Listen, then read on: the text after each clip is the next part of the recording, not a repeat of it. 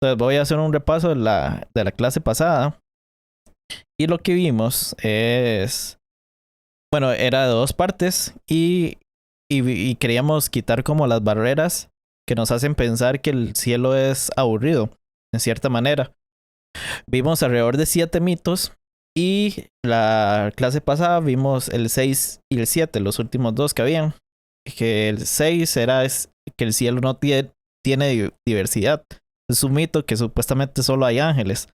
Y obviamente hablamos de que los ángeles no solo son gente con blanca y con alas, sino que es literalmente muy diversa en su lo que podríamos llamar físico, porque solo los autores bíblicos solo podrían referenciar lo que veían con algo que ya saben que es. Luego vimos el mito número 7, que es el más grande de las objeciones, que el cielo es muy tedioso, o sea que todo lo que vamos a hacer será cantar, ¿verdad? Y dimos una respuesta extensa sobre esta objeción.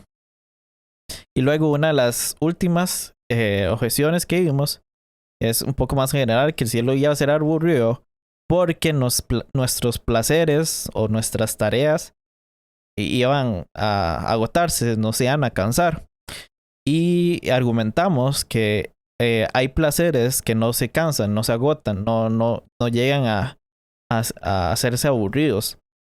Y vimos algunos ejemplos de ello. Y especialmente el placer de servir a Dios puede ser entenderse o puede ser razonable, que puede ser un placer que no se va a agotar. Ahora vamos a ya empezar con la clase de hoy. Y como saben, estamos viendo un libro que se llama ¿Por qué Dios permite el mal? Que se llama que este es de Clay Jones.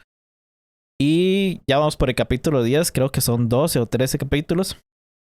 Vamos a comenzar el capítulo 10 y con el título de cómo se relaciona la eternidad con nuestro sufrimiento ahora. Que ahora lo pueden ver en pantalla, me parece, la presentación. Creo que sí. Entonces, vamos a empezar. En las dos últimas clases corregimos conceptos erróneos comunes acerca de la vida eterna y respondimos una objeción escéptica. Pero ahora llegamos a lo que llamamos el factor bla bla bla bla bla. Como, así como en lo sé, ya lo sé, cuando muramos todos iremos al cielo y viviremos para siempre y bla bla bla bla bla. O sea, en otras palabras, hemos escuchado estas cosas durante tanto tiempo y parecen tan lejanas que a menudo se pierde su maravilla. Además, nuestro amor por este mundo presente hace que las cosas del cielo se oscurezcan extrañamente.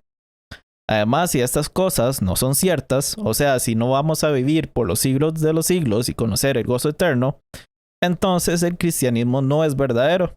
Y todos deberíamos comprar la pantalla más grande que podamos pagar y vivir totalmente por placer y drogarse. Pero si estas cosas son ciertas, si realmente hemos sido adoptados en la familia de Dios, si realmente somos la novia de Cristo, si realmente somos como su hijo y como su novia que va a heredar todas las cosas para siempre, entonces la vida eterna empequeñecerá nuestro sufrimiento a la insignificancia. Muchos otros versículos prometen vida eterna y vamos a verlos. Tenemos tenemos de Dios un edificio eterno y pueden verlo es en 2 Corintios 5:1. También Tito 3:7 dice que así lo hizo para que justificados por su gracia llegáramos a ser herederos que abrigan la esperanza de recibir la vida eterna. Hebreos 5:9 dice, y habiendo sido hecho perfecto, vino a ser fuente de eterna salvación para todos los que le obedecen. Y 2 Pedro 1:11 dice, y se les abrirán de par en par las puertas del reino eterno de nuestro Señor y Salvador Jesucristo. Entonces vamos a ver lo que es esta relación de la vida eterna y el problema del mal. En las clases tituladas que vimos anteriormente, si ustedes no la vieron, pueden ver en nuestro canal de YouTube las que son llamadas Tendremos libre albedrío en el cielo. Y vimos que aprender el horror de la rebelión contra Dios nos prepara para ser herederos aptos del reino eterno de Dios. En las clases más recientes vimos que los conceptos erróneos y las objeciones que presentan el reino eterno de Dios como menos que deseable o incluso francamente horrible están equivocados. Si el cielo es horrible, entonces la vida eterna constituirá su propio problema del mal. O sea, ¿por qué un Dios amoroso nos aburriría para siempre? En estas clases presentaremos el caso positivo de que la eternidad empequeñecerá nuestro sufrimiento hasta la insignificancia. Así que ahora voy a presentar algunas de las maravillas que nos esperan. Pero antes de hacer eso, voy a animarlos a que hagamos una pausa y que tengamos esta oración o orar ese pasaje para otras personas. Y es que en Efesios 1:16 al 19 dice Pablo: no cesó de dar gracias. Oh, perdón. Me pasé. Otra vez. No ceso de dar gracias por vosotros, haciendo mención de vosotros en mis oraciones, pidiendo que el Dios de nuestro Señor Jesucristo, Padre de gloria, os dé el espíritu de sabiduría y de revelación en un mejor conocimiento de Él. Mi oración es que los ojos de vuestro corazón sean iluminados, para que sepáis cuál es la esperanza de su llamamiento, cuáles son las riquezas de la gloria de su herencia en los santos, y cuál es la extraordinaria grandeza de su poder para con nosotros los que creemos. Así que hay varios aspectos asombrosos en esta oración. Y lo primero es que es una oración que Pablo no cesó de orar por las iglesias. Siguiendo el ejemplo de Pablo, oro esto no solo por mí, sino por todos los cristianos. Segundo, todos necesitamos un espíritu de sabiduría y revelación para comprender estas cosas asombrosas. Tercero, observen que Pablo comenzó con la esperanza de su llamamiento. Y vamos a encontrar 7, de hecho, esperanzas en las Escrituras.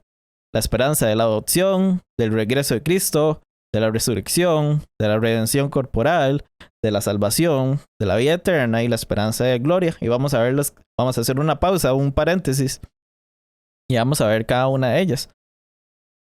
Por ejemplo, la esperanza de la adopción lo encontramos en Romanos 8 y dice: y no solo ella, sino que también nosotros mismos que tenemos las primicias del Espíritu, aún nosotros mismos gemimos en nuestro interior, aguardando ansiosamente la adopción como hijos, la redención de nuestro cuerpo, porque en esperanza hemos sido salvos. Perdón, que acabo de comer y tengo como hipos y eructos a cada rato. Bueno, y otra cosa es que recuerden que este nombre, el nombre de este ministerio, que es el Píos, se basa en que el Píos significa la esperanza de la salvación misma. Y voy a poner como, cada vez que se pone como la esperanza, busqué cuál era la palabra en griego que se utiliza. Y obviamente se usa la misma raíz, no es exactamente el mismo nombre, pero sí hay uno de los versículos que sí es exactamente el mismo nombre. Nada más como por curiosidad, como un easter egg o algo así. Luego, la esperanza del regreso de Cristo en Tito 2 dice: aguardando la esperanza bienaventurada y la manifestación de la gloria de nuestro gran Dios y Salvador Cristo Jesús. La esperanza de la resurrección. Primera Tesalonicenses 4 dice: pero no queremos, hermanos, que ignoréis acerca de los que duermen, para que no os entristezcáis como lo hacen los demás que no tienen esperanza. Porque si creemos que Jesús murió y resucitó, así también Dios traerá con él a los que durmieron en Jesús. Hechos 23 dice que: hermanos, yo soy fariseo, hijo de fariseos. Se me juzga a causa de la esperanza de la resurrección de los muertos. Y Hechos... me pasé. Sorry. Que me estoy pasando. Hechos... Vamos a ver, aquí está.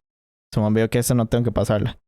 Hechos 24 dice: teniendo la misma esperanza en Dios que estos también abrigan, de que ciertamente habrá una resurrección tanto de los justos como de los impíos. La esperanza de la redención corporal, Romanos 8 de nuevo, y no solo en ella, sino que también nosotros mismos, que tenemos las primicias del Espíritu, aún nosotros mismos gemimos en nuestro interior, aguardando ansiosamente la adopción como hijos y la redención de nuestro cuerpo. porque en esperanza hemos sido salvos. Luego la esperanza de la salvación, 1 Tesalonicenses 5.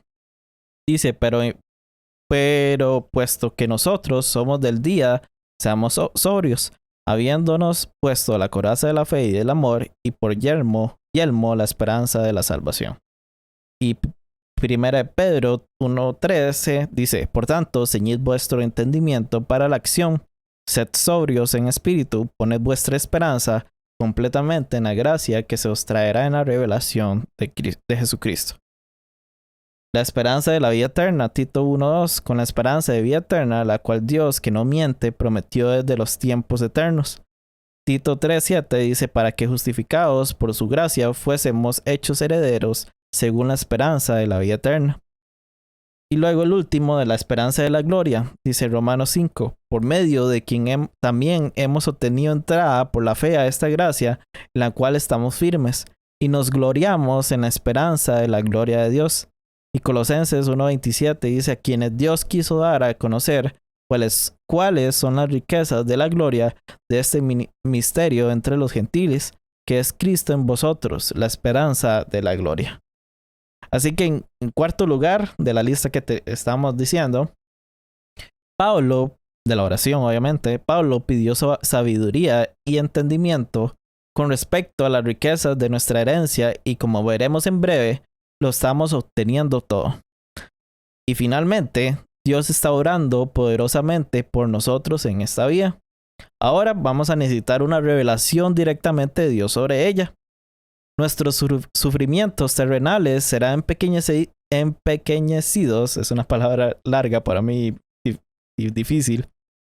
Serán empequeñecidos hasta la insignificancia, porque serán más que compensados tanto en cantidad como en calidad. Y para decirlo en palabras más fáciles para mí, Dios nos está dando dos formas en que todo este sufrimiento va a ser pequeño, y es por cantidad y por calidad. En esta clase o en esta primera parte vamos a ver la parte de la cantidad. Y en 2 Corintios 4:16 al 18 proclama así: por tanto, no desfallecemos, antes bien, aunque nuestro hombre exterior va decayendo, sin embargo, nuestro hombre interior se renueva de día en día. Pues esta aflicción leve y pasajera nos produce un eterno peso de gloria que sobrepasa toda comparación, al no poner nuestra vista en las cosas que se ven, sino en las que no se ven. Porque las cosas que se ven son temporales, pero las que no se ven son eternas. De manera similar, en Romanos 8:18, Pablo dijo: pues considero que los sufrimientos de este tiempo presentes no son dignos de ser comparados con la gloria que nos ha de ser revelada. O sea, si esas palabras hubieran sido escritas por alguien que no había sufrido mucho, podríamos descartarlas como las reflexiones simplistas de un hombre que nunca experimentó un día difícil de su vida.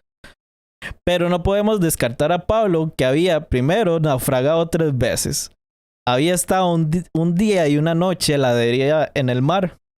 Había sido encarcelado con frecuencia. Había sufrido azotes, o sea, como dice en la Biblia, azote un sinnúmero de veces, a menudo en peligro de muerte. Había recibido 5 veces los 39 azotes, o sea, los mismos azotes que recibió Jesús. 5 veces. 3 veces había sido golpeado con vara, y en una ocasión había sido apedreado y dado por muerto. O sea, vean las palabras. La gente pensó que ya estaba muerto después de todo el mundo de mandarle piedras.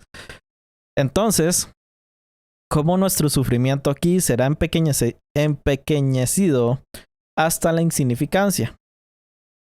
Quedará eclipsado, como dijimos antes, tanto en cantidad como en calidad. Y vamos a ver cómo será insignificante el sufrimiento en la parte de la cantidad. O sea, vamos a obtener todo para siempre. Cuando se trata de cantidad, me refiero a 2 cosas. La primera es que lo conseguimos todo. Y con esto realmente me refiero a todo. Por ejemplo, consideremos 1 Corintios 3:21 al 23, que dice: Por lo tanto, que nadie base su orgullo en el hombre. Al fin y al cabo, todo es de ustedes, ya sea Pablo o Apolo o Cefas, el universo o la vida o la muerte o lo presente o lo porvenir. Todo es de ustedes y ustedes son de Cristo y Cristo es de Dios. Todas las cosas son nuestras. Y de manera similar, Jesús dijo en Lucas 12:32, que dice, no temas, rebaño pequeño, porque vuestro Padre ha decidido daros el reino. De nuevo, Él nos va a dar el reino. Y vean lo importante y bueno, vamos a ver qué es exactamente el reino y cómo vamos a reinar en él. Pero eso será en próximas clases. Luego, en Daniel 7:27 se nos dice que entonces se dará a los santos, que son el pueblo del Altísimo, la majestad y el poder y la grandeza de los reinos. Su reino será un reino eterno y lo adorarán y obedecerán todos los gobernantes de la tierra. En Romanos 8:16 y 17 Pablo escribió, el Espíritu mismo da testimonio a nuestro espíritu de que somos hijos de Dios, y si hijos, también herederos de Dios y coherederos con Cristo, si en verdad padecemos con Él, a fin de que también seamos glorificados con Él. O sea, noten el patrón. Si somos hijos, entonces somos herederos.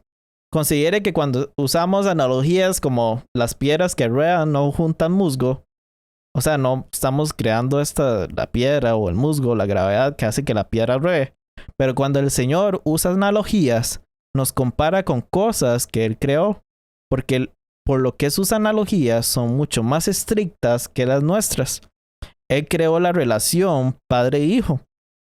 Y de la misma manera que los hijos terrenales reciben una herencia de sus padres terrenales, así recibiremos una herencia de nuestro Padre Celestial.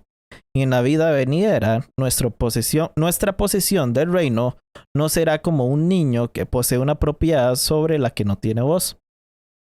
Si estas cosas no son ciertas, entonces el cristianismo es una religión falsa y deberíamos pasar los domingos haciendo otra cosa. Pero si el cristianismo es verdadero, entonces realmente lo estamos obteniendo todo. Más bien, como veremos en las próximas clases, reinaremos sobre el reino porque será nuestro. No solo lo conseguimos todo, y esta es la segunda forma de que me refiero a todo, sino que lo conseguimos todo para siempre. El versículo más famoso de la Biblia, Juan 3:16, concluye con la promesa de la eternidad. Porque de tal manera amó Dios al mundo que dio a su Hijo unigénito para que todo aquel que en él cree no se pierda, mas tenga vida eterna. En Tito 1:2 se nos dice que los cristianos tienen la esperanza de vida eterna, la cual Dios, que no miente, prometió desde los tiempos eternos. Daniel 7:8 nos dice, pero los santos del Altísimo recibirán el reino y poseerán el reino para siempre, por los siglos de los siglos. Lo conseguimos todo, lo conseguimos para siempre. Algunos escépticos objetan que Dios ciertamente parece estar tomándose su dulce tiempo para abolir el mal. Por ejemplo, el ateo Jill Mackie escribió lo siguiente.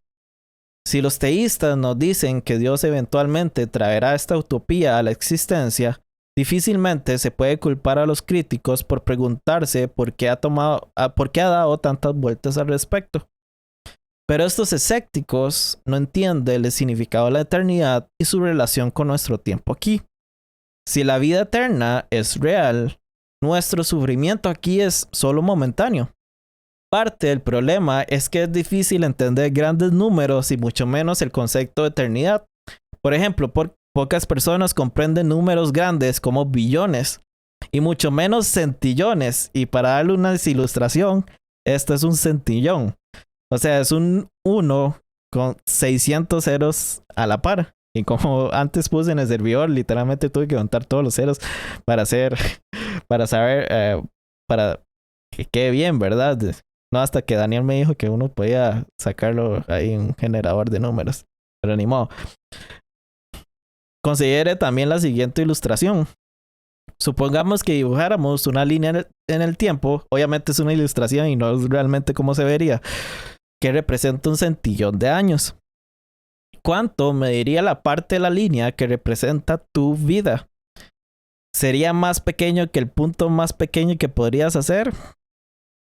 Incluso si la línea del tiempo de un centillón de años se extendiera desde aquí hasta la luna, tu vida, incluso si vivieras 1000 años, sería tan corta que parecería como un solo punto en la línea del tiempo.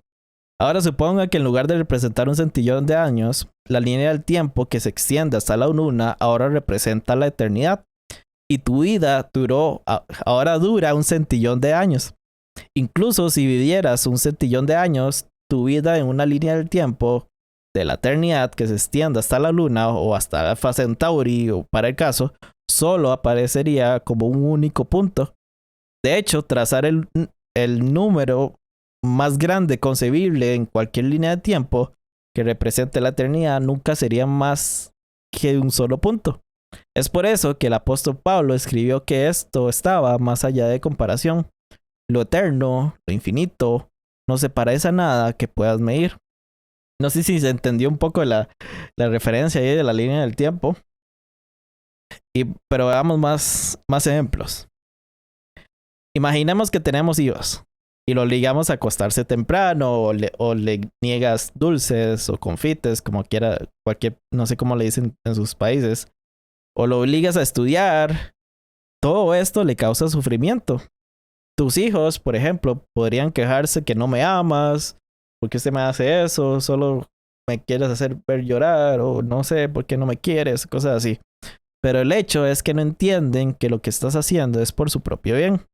Estos castigos, entre comillas, pueden parecer terribles para sus hijos, pero eventualmente se darán cuenta de que estos sufrimientos son una pequeña parte, incluso minúscula, de su vida y bien valen los beneficios derivados de ellos.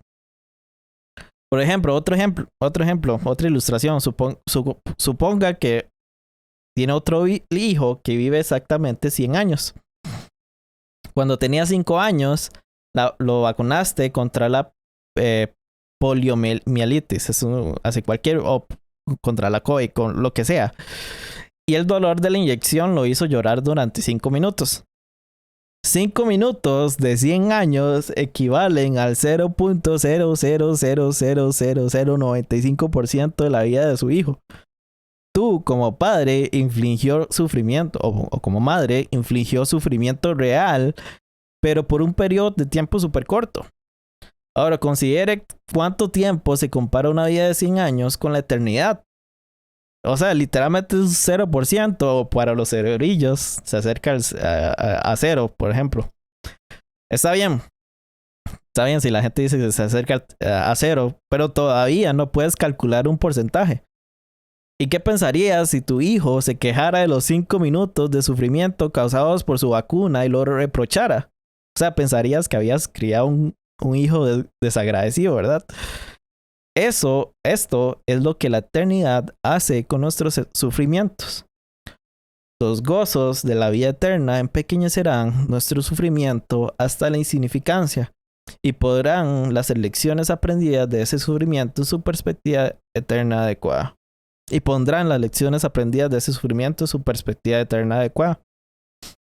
Y como dice Clay Jones, y con esto terminamos la clase de hoy. Ahora no estoy disminuyendo la inmensidad de nuestro sufrimiento mientras lo sufrimos. He sufrido fuertes migrañas, fuertes dolores de muelas. 3 veces me disloqué el hombro izquierdo, me rompí 4 huesos y durante 1 año y medio sufrí una tremenda cantidad de dolor a causa del cáncer de hueso. Pero mucho más difícil que el dolor físico fue el dolor emocional para ambos, de que pronto podría dejar sola a Jean, que es la esposa de él, especialmente porque nunca pudimos tener hijos. Y él hace una nota al pie de página que obviamente si él se muere y como no tiene hijos, ¿cómo va la esposa a mantenerse ella misma, verdad? O sea, obviamente pueden haber gente extraña, pero no familiares que te cuidan. O sea, al final no tienes familiares. Pero estos sufrimientos, como dice Clay Jones, no se comparan con los gozos de la vida eterna. Entonces, con esto terminamos la lección de hoy y ahora sí voy a cambiar la escena al Discord. Y con esto abro el tiempo de preguntas y respuestas. Para ver si tienen alguna pregunta sobre esa clase. Recuerden que estamos viendo la primera parte y estamos viendo la parte de la cantidad. Que como por medio de la cantidad Dios hará insignificante este sufrimiento.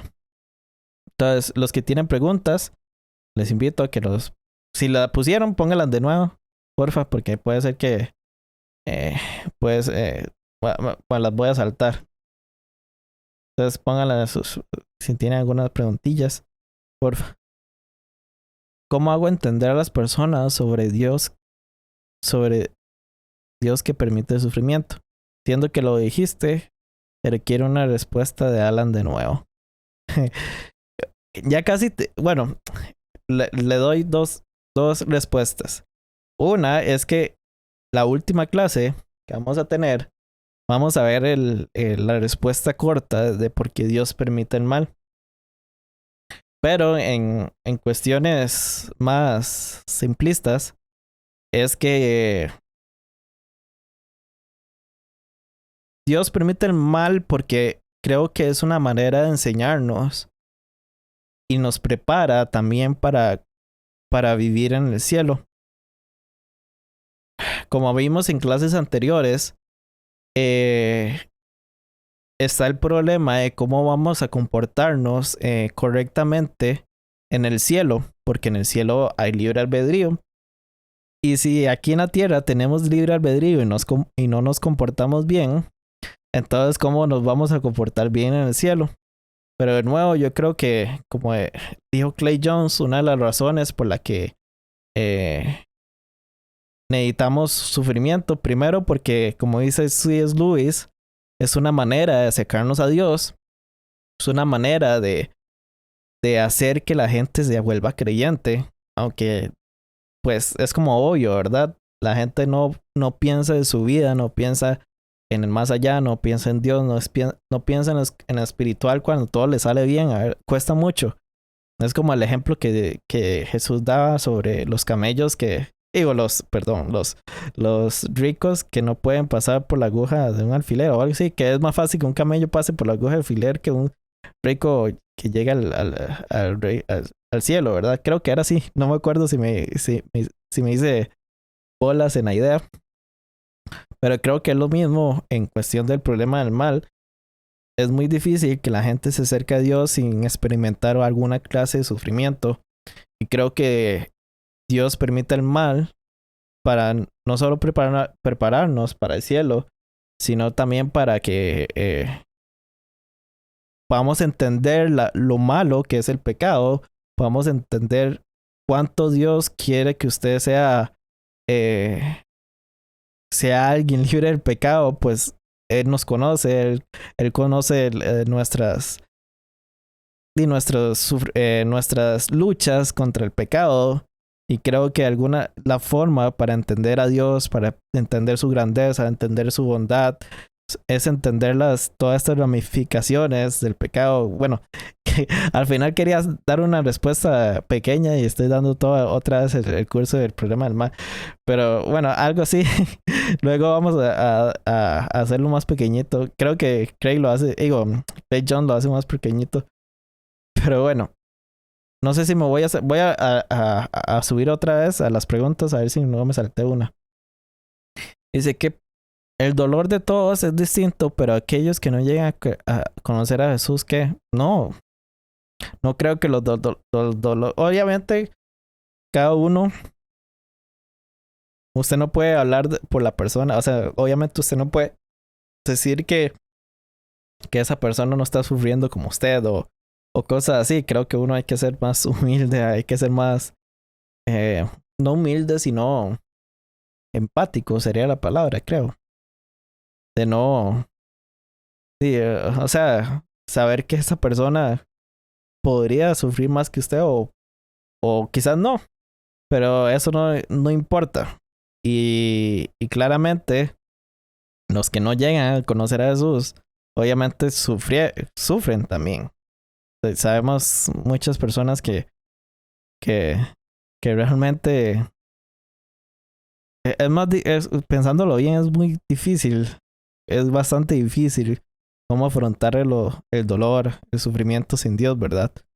No tienes esperanza, quizás tus amigos, pero tu familia, pero, o sea, al final es algo temporal. Si lo llegas a pensar bien, el dolor no es como, no, es como muy, bueno, me estoy poniendo como existencialista, pero sí, es demasiado difícil entender el dolor y sufrimiento de sin Dios, ¿verdad? El dolor, sí, sigo con las preguntas. El dolor que sentimos ahora va a ser sentido en el cielo, me refiero al dolor emocional. Lo vimos en la clase pasada, Jorge. Exactamente esa pregunta. Bueno, no, hace dos clases de esta serie.